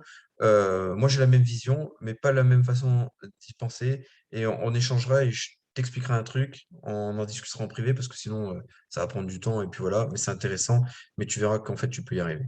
Gagner plus d'argent pour payer quelqu'un pour ne plus nettoyer les toilettes de la salle, bord de rien. Bah, génial. En plus, déductible des impôts si tu fais les chèques CESU et tout. Ou alors si tu as ta boîte, tu peux le déduire des impôts, tu vois. Voilà. Ça devrait presque être très facile à mettre en place. Ok, on continue avec l'erreur numéro 12. L'erreur numéro 12, qui est ne pas s'entraîner. Vous allez me dire, non, tu déconnes. Eh ben non. Pourtant, ça arrive. Il y a plein de coachs sportifs qui ne s'entraînent pas, ou très peu, très faibles. Et ben ça c'est une abominable erreur. Euh, voilà. Moi, je dirais même que l'idéal, c'est de trouver un mentor, un coach, et de faire appel à un autre coach en fait pour aller plus loin. Parce que si vous vous entraînez, ouais, moi je sais programmer, je sais faire ci, je sais faire ça, mais à un moment, voilà, vous allez plus être dans vos objectifs, vous n'avez pas de compte à rendre, etc. Vous allez stagner, vous n'allez pas progresser, vous n'allez rien apprendre. Par contre, vous allez payer un coach qui va vous apprendre beaucoup de choses, des choses peut-être que vous n'avez pas pensé, qui va vous montrer une vision, une autre vision. Et ben, en fin de compte, ça fait partie de se former encore plus, etc. Et en plus, vous allez devoir lui rendre des comptes. Et quand on rend des comptes à quelqu'un et qu'on paye cher en plus pour lui rendre des comptes, ben, je peux garantir que vous le faites, hein. Donc voilà, ça, ne pas s'entraîner, ça devrait même pas exister, il faut s'entraîner. Pourquoi? Parce qu'en plus, quand vous allez faire des protocoles à des élèves, euh, comment vous voulez leur faire un protocole si vous vous entraînez pas, si vous l'avez pas essayé? Ah ouais, j'ai vu ce truc-là sur Internet, tiens, on va le faire la semaine prochaine. Ah non, non, non, moi je fais pas faire à mes élèves un truc que j'ai jamais testé, hein. Donc voilà, au moins sur moi, sur d'autres personnes, même si j'interviens beaucoup dans une association, donc c'est à titre bénévole, etc. Eux, c'est un petit peu aussi mon laboratoire. Donc je teste beaucoup de choses sur eux. Et puis voilà, je vois si ça marche. Et après, je le donne à mes sportifs que je suis en individuel, etc. Et je leur dis, bah, tiens, on va faire ça comme programme. Est-ce que ça marche sur toi? Est-ce que ça marche pas? Bon, voilà, ça, après, il faut tester, quoi. Mais si vous l'avez jamais fait sur vous, comment vous voulez savoir si ça fonctionne? Donc, il faut s'entraîner. Pas le choix. Et puis, des fois, quand vous donnez des séances à des gars, si vous les faites sur vous avant, bah, vous savez si c'est faisable ou pas, hein, clairement. Ensuite, l'erreur numéro 13. Oh là là là là là là. Rien que d'y penser, ça me fait des frissons. Parce que c'est le truc que je déteste le plus. La culture de l'ego. C'est à la fois mauvais pour vous, comme pour vos élèves. Euh, Être coach, c'est aussi être un régulateur. Il va falloir réguler votre propre ego et aussi celui de vos élèves. Ok? On ne doit pas laisser les élèves partir trop loin. Je sais qu'il y a des gens de nos jours, c'est un peu la culture de il faut que je me massacre la gueule parce que ça ferait trop bien sur les réseaux sociaux et je mettrai que j'ai fait un nouveau personal record ce soir et tout. Et voilà, Instagram va encenser ma vie, mais bon, après, quand tu rentres, t'as mal partout, t'es cassé au bout de 10 séances, etc. Tu dors pas la nuit, enfin bref. Moi, personnellement, tu m'intéresses pas. Peut-être que la foule Instagram, tu vas leur faire croire quelque chose de faux, tu vois. Et toi, peut-être que ça va juste satisfaire ton ego, mais au final, on s'en fout. Mais moi, la culture de l'ego, ça me débecte. Donc, en fin de compte, tous les gens qui ont une culture de l'ego un peu trop prononcée, et ben tout simplement, je discute avec eux et je leur fais comprendre que c'est pas la place dans ma salle et qu'il faut partir. Oui, il faut enlever les estrades dans les salles. Euh, Moi, je leur dis l'ego, bah, tu le laisses au vestiaire, et puis voilà. Même l'ego dans ton sport. Le mec, il a une culture de l'ego trop prononcée, il va se taper, il va se blesser à l'entraînement parce que le mec, il va aller trop loin. J'ai eu un mec là qui venait, il s'était fait opérer d'une tumeur au cerveau, et depuis, bah, voilà, ça allait plus bien, il était vite fatigué, etc. Et le mec, c'est vrai qu'avant, c'était un bon sportif. Et quand il venait, il voulait toujours faire. Alors, il reprenait le sport après 2 3 ans, il avait pris beaucoup de poids, etc., etc. Et, il voulait faire comme les autres. Mais comme les autres qui étaient là depuis 6 ou 7 ans. Tu vas pas courir aussi vite que les autres qui ont 7 ans. Alors moi, j'allais et je lui disais, bah, écoute, pour toi, c'est fini la séance parce que tu vois, bah, là, tu as atteint ton palier, tu peux plus respirer comme il faut. Techniquement, bah, ça devient dégueulasse, donc on arrête là, tu vois. Et pour ce soir. Et je lui dis, bah, tu vois, peut-être que dans 2 3 mois, bah, tu iras beaucoup plus loin parce que tu vas progresser, mais il y aura cette notion de progressivité. Donc voilà, moi, des fois, je vais vers les gens et je dis, voilà, toi, c'est fini. Ou alors, tiens, toi, tu vas faire ça comme ça. Mais lui, bah, la preuve, c'était c'est fini. Et des fois, quand je me retournais, parce que je coachais, bah, du coup, ceux qui continuaient, et ben, je le voyais derrière, il commençait. À un moment, j'ai dit non, non, c'est fini. C'est fini. Alors, tu m'écoutes ou tu pars. Euh, une fois, là, on parlait de stratégie de récupération et il y a un mec qui refuse de faire un truc. Je lui dis, bah, tu vois, bah, ici, tu acceptes de le faire. Et si tu n'acceptes pas de le faire, eh ben, tu peux partir tout de suite. Mais voilà, mais moi, j'ai vraiment franchi un cap avec ça en me disant, bah, déjà, il faut que, vous vous rappelez, c'était l'erreur, je ne sais plus combien, où je disais, il faut pas faire que ce que les autres élèves vous dictent de faire, mais faire ce que vous avez envie de faire, ce qui correspond à vos valeurs. Bah, si les gens ne correspondent pas à vos valeurs, voilà, vous allez perdre la motivation, etc. Donc, maintenant, c'est clair. OK, on travaille comme ça ensemble, on ne travaille pas ensemble. Et là, toutes les personnes que je vois en consultation de posturologie, parce que c'est ce que je fais le plus hein, dans ma vie, euh, je leur dis la même chose. Je leur dis voilà, ça va être comme ça. Il faut tant de temps pour que ça se remette en place, ok. Il va falloir mettre du sien parce qu'il n'y a pas de magie. Et si vous n'êtes pas prêt à le faire, je dis mais ça va être dur. Voilà, ça va être dur parce qu'il va falloir se motiver semaine après semaine pour continuer à faire ces trucs, une, deux fois par jour, etc. Même si c'est des petits trucs, hein. Voilà, mais je sais que c'est dur des fois de le mettre en place. Si t'es pas prêt, ben ne le fais pas. Et il y a des gens qui sont cool, qui sont corrects, qui vont me dire, moi je sais que je pourrais pas faire ça tous les jours. Et je leur dis, bah voilà, bah c'est pas grave. Je dis, bah là, on a fait un bilan ensemble, je sais ce qui ne va pas. Et puis si un jour tu es prêt, bah tu viens me voir. Mais par contre, les gens, je les sens un peu favoris, je dis: «Bah, tu sais, on va pas travailler ensemble». Voilà. Parce que moi, je vais rien t'apporter, tu vas perdre du temps, tu vas perdre de l'argent en me payant et et du coup, bah, toi, ça va rien t'apporter et puis voilà. Donc voilà, ça serait c'est dommage.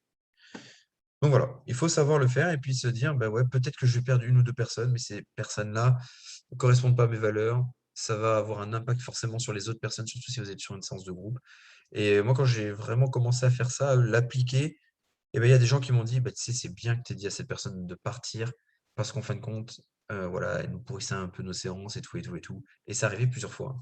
Donc au final, moi, je m'en rendais pas compte, je savais pas, en tout cas et donc je m'en suis aperçu, bah, par la suite et les gens vous remercient par la suite. Donc voilà. Hem, la culture de l'ego, je déteste ça. Même si des fois, je sais qu'il y a besoin, quand on est sportif de très haut niveau, d'avoir un certain ego, mais ça ne veut pas dire qu'on peut cracher sur les autres, et faire n'importe quoi non plus. L'erreur 14, c'est oublier les bases techniques, les méthodes de base, parce que c'est ça en fait qui va vous permettre d'aller plus loin. Il faut pas aller chercher la technique à la mode. OK? Stop, je sais que Instagram, c'est super cool. On voit plein de choses et on se dit, ouais, ça, je veux le faire. Ah, punaise, les mecs, mais t'as vu, ils ont l'air trop forts. Mais on connaît pas le background de la personne. On ne sait pas comment elle s'entraîne. On ne sait même pas. La personne, elle vous montre un beau truc sur Internet. Moi, je vois plein de mecs que je connais qui montrent des belles photos, des belles vidéos de eux sur Instagram en train de soulever quelque chose de lourd, en train de faire des efforts durs, et les gens en dessous qui les encensent, waouh, mais t'es trop fort, waouh, mais quel beau gosse et tout, BG, BG, ouais, bravo et tout. Mais au final, ces gens-là, ils sont blessés tout le temps. Mais ça, population Instagram ne le sait pas, ok? Voilà, les gens, ils vous montrent 1% même pas de leur vie et on va penser que c'est chouette. Et là, vous dites, ah ouais, s'il fait ça, c'est qu'il faut que je le fasse dans mes séances. Oh, t'as vu le programme là, programme de force Molov Junior. Je le vois partout, il faut que je le fasse. Non, mais ce Molov Junior, non, mais attendez. Ou alors je vais faire telle technique de force, je vais pas donner de nom parce que voilà, et je me comprends. Telle technique de force, cette programmation de la force, tous les mecs les plus forts de la planète la font dans les box de CrossFit. Il y a cette programmation-là et tout qui est mise en avant. Wow, stop! Les mecs qui font ça, dans cette programmation, à la base, ils étaient tous dopés. OK? Ils soulèvent des barres à un volume euh, excessif. Ils étaient tous dopés. Est-ce que ça représente 94%, 98% de la population que vous avez? Non. Donc voilà. Euh, voilà. Restez simple. Il y a un adage dans le sport, c'est keep it simple. C'est euh, reste simple, quoi. Vous savez, comme Orelsan, quoi. Basique, simple. Pourquoi? Parce qu'en fin de compte, quand on applique des choses basiques, et ben, tout simplement, et ben, ça marche. Donc voilà, restez simple. Et voilà. Et si vous avez vraiment un expert qui arrive, un athlète international, là, vous allez peut-être commencer à vous creuser les méninges. Alors, le dimanche matin, sur Facebook, petit footing tranquille, 20 km. Et l'après, on dort. L'après, on dort 3 heures dans le canapé. Le lendemain, on ne sait plus marcher là. Ouais, c'est ça, c'est les sportifs du dimanche. Donc voilà, restez simple, basique. Il y a des programmes de force qui marchent très très bien. Moi, personnellement, il y a 3, 4 programmes de force que je préfère par rapport aux autres. Et je ne vais pas aller faire du small off junior à des gens ou un autre programme de force. Non, ben, je prends les programmes de force que j'aime bien faire, que j'ai vu qui marchaient globalement sur la plupart des gens. J'adapte en fonction des gens. Je leur dis, ben voilà, on fait ça. C'est des trucs très simples. Et voilà, et ça fait des années que les gens progressent.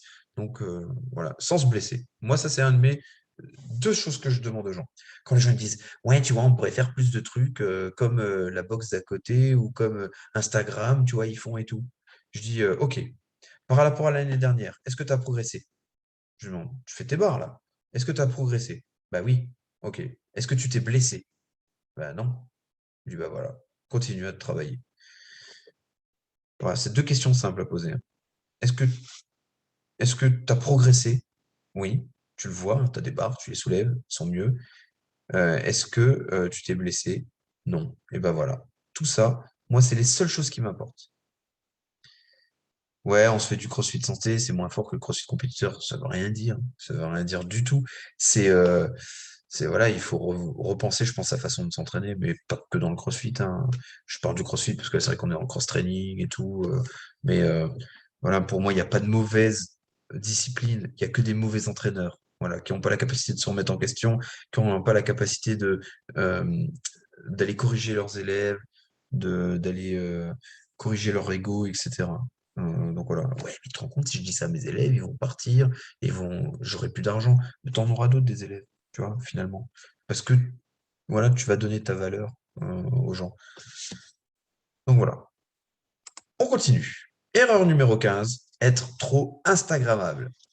Ça rejoint un peu ce que je disais tout à l'heure. Trop regarder Insta pour s'inspirer ou trop vouloir aussi montrer sur Insta des fausses idées de ce qu'il faut faire.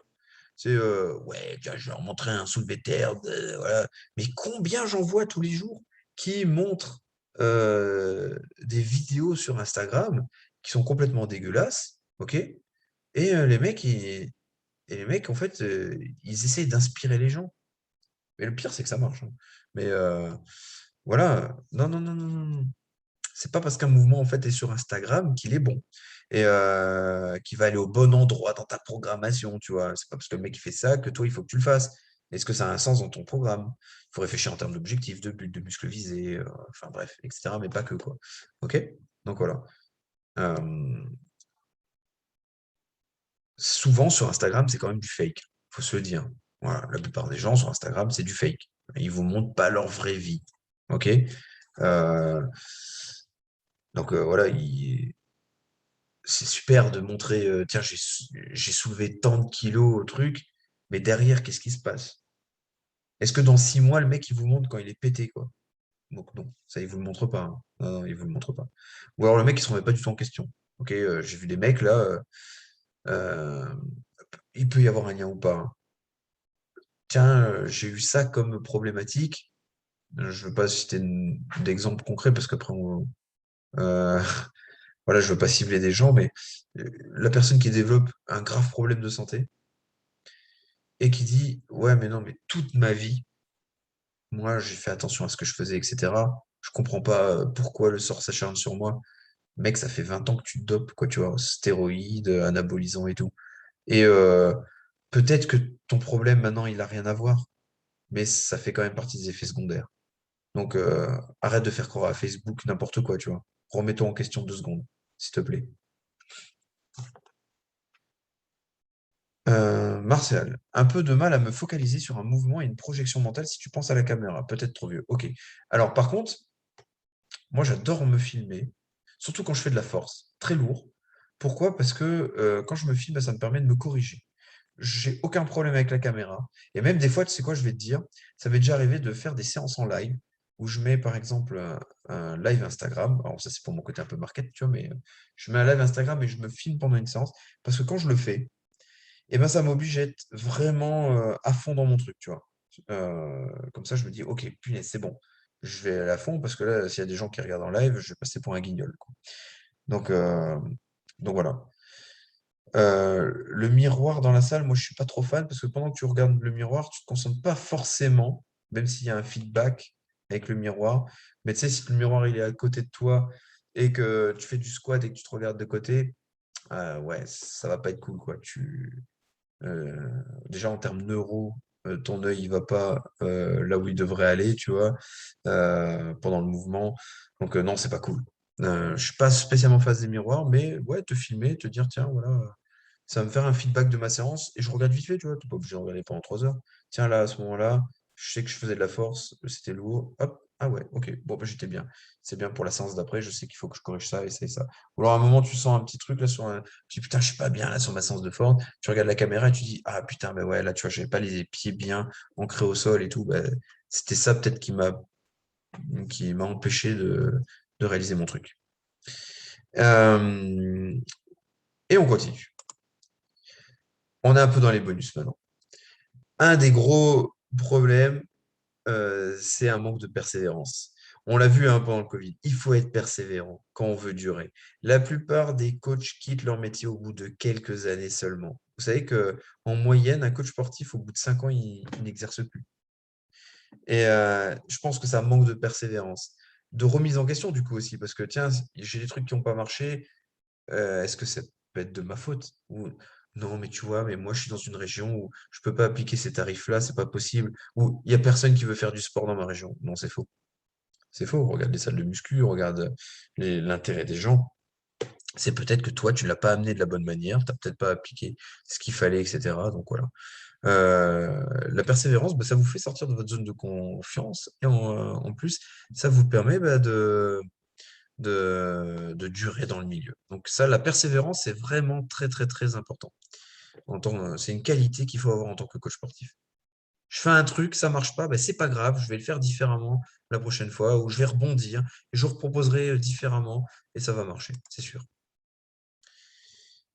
Euh, Ah, il y a une erreur qui a sauté. Ah, dommage. L'erreur 17, c'était agrandir son cercle relationnel. C'est super important ça. Pourquoi? Parce que plus vous allez avoir un cercle relationnel qui va s'agrandir, plus vous allez rencontrer de gens autour de chez vous, autour de vous, bah, plus vous allez avoir de contacts et du coup, bah, plus ça va vous faire grandir. Ça, c'était l'erreur 17. L'erreur 18, c'est le temps, c'est de l'argent. Je vais vous expliquer vite fait le cadran du cash flow. Est-ce qu'il y en a qui connaissent le cadran du cash flow parmi vous? Je vais vous l'expliquer, vous allez voir, ça va aller très très vite. Yes, non. Et ben voilà.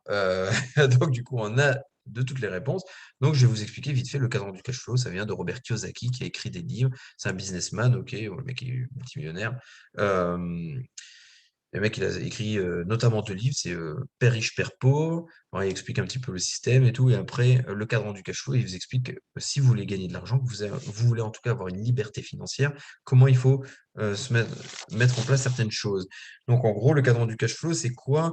C'est si tu es employé aujourd'hui, tu es salarié, tu dépenses ton temps contre de l'argent. Ok, tu donnes 35 heures, 40 heures, 80 heures par semaine à une entreprise qui te paye une certaine somme. Et voilà, c'est tout. Si tu te mets indépendant, ben, tu vas troquer aussi ton temps contre de l'argent. Par exemple, un médecin, c'est un indépendant, ok? Il est dans son cabinet, il bosse pour lui et il troque son temps contre de l'argent. Il a plus de patients, mais il gagne plus d'argent. Il a moins de patients, il gagne moins d'argent. Voilà. Vous êtes coach sportif, ben, c'est pareil. Tu es indépendant, tu es à ton compte, tu veux travailler 100 heures par semaine, ben, tu vas gagner plus d'argent. Et encore, c'est pas dit, ça dépend combien tu fixes ton prix à l'heure. Si c'est que des carnets de séance à 20 euros, bah, ça risque d'être compliqué. Et, mais si maintenant, bah, tu n'as plus personne qui vient te voir parce que tu es nul comme coach, et bah, du coup, bah, euh, tu passes pas de temps au boulot, bah, tu n'as pas d'argent non plus. À droite, on voit, il y a l'entrepreneur. L'entrepreneur, lui, il a un système. Il a mis en place quelque chose, et puis peut-être que c'était un ancien indépendant ou un ancien employé, puis hop, il a mis en place un système. Et dans ce système, ben, c'est des gens qui travaillent pour lui. Et qu'est-ce que ça peut être, par exemple, un entrepreneur? Ça peut très bien être quelqu'un qui fait qui vend des formations sur internet ou des programmes sur internet, OK? C'est un système qui bosse pour lui, c'est Facebook. Il a créé de la pub sur Facebook. Ensuite, ça va sur son site internet qui a des mails automatiques et puis qui va te vendre des trucs et puis tu arrives dans un tunnel, en fait, de vente et après, hop, tu prends le programme et ben, c'est bon, tu es dans le système du coach. Il y a un système qu'il a mis en place qui travaille pour lui. Donc voilà et lui, il va payer des pubs sur internet et à partir du moment où toi, tu as cliqué sur sa pub et ben, tu es pris dans son système et du coup, bah, voilà, lui, il fait plus rien. Voilà. Ça, c'est de l'entrepreneuriat. Donc c'est un système qui lui permet de gagner encore plus d'argent. Et l'investisseur, et ben, lui, qu'est-ce qu'il fait? Bah, c'est l'argent qu'il a gagné, il le réinvestit. Il faut savoir quand même que plus de 90% des gens qui sont ultra riches, sont riches de leurs investissements et pas forcément de leur entreprise qu'il y avait au départ. Donc voilà, on a compris, ceux qui sont à gauche, ils troquent leur temps contre de l'argent, ceux qui sont à droite, bah, ils ont une certaine liberté parce que c'est des gens qui travaillent pour eux. Donc du coup, bah, ils ont un peu plus de liberté, bah, financière et liberté individuelle, hein. Et après en investissement, bah, voilà, ils créent encore plus d'argent avec l'argent qu'ils ont gagné. Alors en plus, comme en ce moment, bah, l'inflation, elle est en train de battre des records de fou là, bah, au niveau mondial, hein, il y a de plus en plus d'inflation, c'est impressionnant. Que les banques, bah, elles sont à 0,5% ou 1% d'intérêt sur vos PEL, CEL, etc. Ben, ouais, voilà, c'est sûr que si à un moment vous voulez gagner de l'argent, il va falloir passer du côté droit du cadran du cash flow. Voilà, je vous invite à lire ce bouquin ou alors à le télécharger sur Audible. C'est vraiment un bon truc. L'erreur numéro 19, parler de ce qu'on ne maîtrise pas. Ouais, j'ai vu tellement de gens enseigner des méthodes qu'ils ne maîtrisent pas. Trop de gens qui parlent de notions qu'ils ne connaissent pas. Et je vous donne un exemple. Et ben, l'exemple, il est en photo, c'est la proprioception. Il y a tellement de gens qui parlent de proprioception en mettant des gens sur un coussin gonflable, ok, type Bosu ou type là, comme ça. Et, et en fin de compte, bah, ils sont à côté de la plaque. Ok. Voilà. Il faut revoir les bases. Ça, c'est pas de la proprioception, c'est de la stabilité, c'est de l'équilibre, mais ce n'est pas de la proprioception. Et encore, pour bosser l'équilibre, il y a d'autres façons de le faire. Donc voilà, ça, par exemple, c'est quelque chose qui m'embête un peu. Ou alors, tellement de gens enseigner des techniques d'haltérophilie alors qu'ils ne les connaissent pas, ils ne les maîtrisent pas. C'est quand même dangereux, là. Donc voilà, quand on va dans une salle et que débutant qui vient pour sa deuxième séance, on, on le fait snatcher avec une barre chargée, alors que c'est dégueu et qu'on lui dit ouais, c'est bien, c'est bien. Non, non, c'est pas bien. Pour de vrai, c'est pas bien du tout. Et en plus, si tu télécharges ça, tu mets ça en plus sur Instagram ou Facebook, on est à côté de la plaque, hein. Donc ça, c'était l'erreur 19. Vous avez vu, on arrive à la fin rapidement là. L'erreur 20, c'est ne pas coacher. Alors ouais, ça c'est ouf. Ça rejoint un petit peu l'autre erreur, hein, l'erreur 19, dans le sens où ignorer comment corriger. Bah ouais, si on maîtrise pas une technique, on sait pas comment la corriger. Ok. Tiens, quelqu'un qui fait du squat, on voit les genoux qui rentrent vers l'intérieur. Ouais, si tu le coaches pas, que tu sais pas comment le corriger, bah forcément tu vas pas voir ce qu'il faut faire. Ça c'est une grosse erreur. Euh, donc ouais, il faut essayer de se former là pour essayer de comprendre, de revoir sa biomécanique, ok, sa neuromécanique. Donc voilà. Ouais, c'est face à un problème que j'apprends le plus. Bah, c'est exactement ça, tu vois. C'est là où tu commences à te creuser. Alors, on peut ne pas tout savoir tout de suite, mais du coup, il faut quand même se poser les bonnes questions et aller chercher après. On va chercher. Voilà.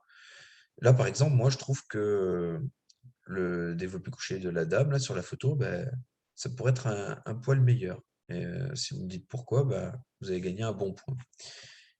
J'ai vu aussi des coachs dans des endroits bah, qui coachaient pas du tout. Le mec, il avait une classe de 10 personnes qui faisaient des mouvements complexes, parce qu'il y avait des mouvements d'haltérophilie dedans, et des mouvements de gymnastique complexes. Et le mec, il était assis dans un coin de la pièce sur son téléphone pendant 1 heure, toute la séance. Et là, je me dis, waouh! Mais c'est ouf. Ouais, diminuer l'angle des bras, c'est ça. Bah, déjà pour remettre ne serait-ce que l'épaule dans sa capsule articulaire et éviter tout conflit au niveau des muscles, tendons, etc., quoi. Ligaments, etc., etc. Donc, voilà. Bon point, Benja. Euh, donc voilà, c'est des choses que là, je trouve par contre inadmissibles. Le mec, il est quand même payé pour être coach. Alors, s'il estime ne pas être assez payé, ben, il faut changer de boulot, quoi. Donc, euh, donc voilà. Ça, c'est une grosse erreur, ne pas coacher ou ne pas savoir coacher. J'ai vu des gens qui montraient à leurs nouveaux clients que pour faire des tractions, eh ben, il fallait donc le mec qui était derrière et il lui faisait faire un keeping parce que la personne, elle savait pas faire une traction. Et un keeping, vous savez, c'est un balancier, ok? Donc je fais un balancier en étant gainé, mais la personne n'est pas gainée puisqu'elle est débutante, elle n'a pas de force dans les bras, donc elle n'arrive pas à faire une traction. Est-ce que c'est une finalité de faire une traction?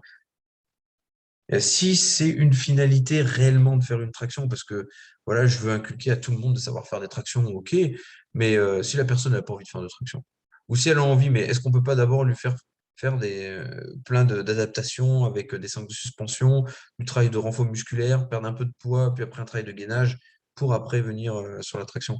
Mais avant de faire une traction en keeping, euh, voilà, complètement dégueulasse, on va lui faire faire voilà, des vraies tractions, quoi, conscientiser le mouvement du corps, etc. Parce que la pauvre dame, elle va faire ça tout le temps et puis elle va se blesser. Donc voilà. Donc voilà, voilà, voilà. Et pour moi, non, quand après la personne dit ouais, super, victoire, euh, la personne a réussi à faire une traction. Non, c'est pas une victoire. C'est comme quand les mecs cherchent leur rep max sur un mouvement. Pour moi, c'est pas une victoire si le mouvement est dégueulasse. C'est pas une victoire si le mouvement il est fait avec une ceinture, parce que voilà, c'est pas un mouvement du coup va être vers le naturel, etc. Si ton mouvement il est dégueulasse, pour moi, c'est pas une rep max. Voilà, pour moi, c'est juste un mouvement dégueulasse. Redescends un peu en charge, contrôle ton mouvement, fais-le sur un tempo de 2 secondes d'excentrique, une seconde de concentrique. Voilà, là, je te dirais, ok, tu es sur une rep max maîtrisée, quoi. Sinon, c'est dégueulasse, quoi. Si il devrait y avoir un temps sous tension significatif sur les mouvements qu'on fait. Si à chaque fois tu donnes un à-coup, quand tu fais des biceps, si à chaque fois tu donnes un à-coup, bah non, c'est plus des biceps, c'est un keeping biceps. Mais voilà, non, ça se fait pas. Non, non, non, non, non. Donc voilà. On voit de plus en plus aussi de coachs qui filment et qui prennent en photo leurs séances. Mais des fois, on voit tellement de photos et de films de la séance qu'on se demande quand est-ce qu'ils coachent. On peut faire une photo, un film. Moi, je trouve ça super cool. Je le fais aussi parce que, voilà, on est dans l'air du temps, on vend ce qu'on fait et c'est normal. Par contre, tu fais pas ça toute la séance, s'il te plaît. Tu vois, à un moment, coach la personne. Ou alors, tu as une super vue et pendant que tu la filmes, tu arrives à la coacher, tu vois. Ok, là, je veux bien. Mais voilà, pour de vrai, des vrais coachs qui savent vraiment identifier les problématiques et trouver les adaptations euh, chez les personnes déjà en les regardant, j'en vois pas 150 000. Alors, voilà, coacher. Il faut coacher. Plus vous allez coacher, plus vous allez trouver de problématiques, plus vous allez pouvoir progresser et en trouver encore d'autres. Et la dernière erreur, ça serait ne pas prendre de notes. Ok. Cette dernière erreur, elle m'a été inspirée par Romain Cacciavenda, pour ceux qui connaissent. Je lui ai dit, ce serait quoi ton erreur? La pire erreur que tu aies faite dans ta vie. Il m'a dit bah, de ne pas avoir pris de notes plus tôt. Et en fin de compte, je me suis dit, mais ouais, c'est comme, je ne sais pas si vous vous rappelez, désolé, Berja, c'est l'équipe de France de foot de 98, championne du monde. Bah, elle avait un coach qui s'appelait Aimé Jacquet. Pour ceux qui s'en rappellent, Aimé Jacquet, il avait un carnet noir. Et dans son carnet noir, il y avait tout de marqué. C'était le carnet noir d'Aimé Jacquet. Les situations d'entraînement, ce que ça a donné, prendre des notes sur les livres, les formations. C'est ça qu'on devrait faire, en fait. En permanence. Là, vous venez de faire une petite présentation. Est-ce que vous avez pris des notes? Euh, il y a des livres derrière. Est-ce qu'il y a eu des prises de notes faites sur ces livres? Ben non, pas sur tous. Il y en a eu, hein. Moi, par exemple, il y a certains livres où j'ai plein de post-it. Et à l'avant du livre, j'ai un petit papier Bristol où j'ai marqué ça, page temps et tout. Donc comme ça, quand je regarde mon livre, tiens, je vais dans la première page. Ouah, punaise, ouais, c'est ça. Et des fois, ça m'arrive de reprendre des anciens livres, ou même quand je monte des formations, je reprends tous mes livres et je refeuillette tout et je me dis, ah ouais, tiens, ça j'avais oublié. Punaise, c'est pas mal. Et, euh, et du coup, voilà, il faut se former. Euh, il faut se former d'ailleurs sur la prise de notes, sur la lecture rapide. C'est important de se former sur la lecture rapide, hein. Il y a des formations qui coûtent pas trop cher sur la lecture rapide. C'est super sympa parce que ça vous permet d'apprendre à lire beaucoup plus vite. Et après, bah, sur la prise de notes, le webbing ou le mind mapping, pour ceux qui connaissent. Et ça, en fait, ce sont des techniques qui vous permettent vraiment bah, de synthétiser, etc. Donc, le webbing, par exemple, vous allez faire un rond au milieu, vous allez marquer, je sais pas moi, webinaire Cross Running Force euh, du 24 octobre. Et là, première branche, ça va être, vous allez mettre une petite bulle et ça va être erreur numéro un, ne pas se remettre en question. Ensuite, deuxième petite branche, erreur numéro 2, et ainsi de suite. Et vous allez faire 21 petites bulles. Et en fait, de la petite bulle numéro un, ne pas se remettre en question, il va y avoir une autre petite bulle qui va sortir, avec comme des petites branches, c'est quand on dessine un arbre, il va y avoir marqué sur la première petite branche, il faut se remettre en question parce que c'est bien. La deuxième petite branche, il faut se remettre en question parce que ne pas se remettre en question, c'est pas bien. Enfin, voilà, c'est des exemples. Mais par exemple, des exemples que j'ai donnés ce soir, eh ben, c'est des choses que vous pouvez faire. Ça simplifie la prise de notes.